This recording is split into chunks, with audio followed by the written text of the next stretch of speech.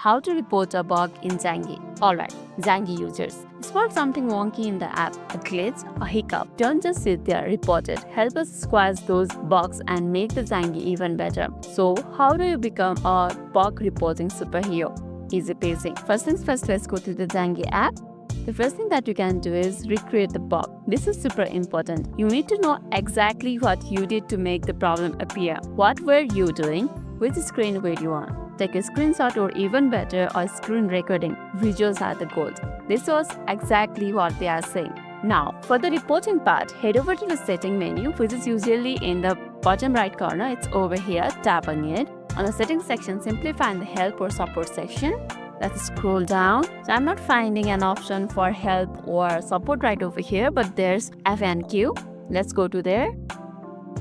And that will direct you to another app. Let's choose S for now. And here you will see a search bar and you can just tap on it and write. Let's write report a bug. So there's no suggestion for it, but maybe here you can find the solution of it.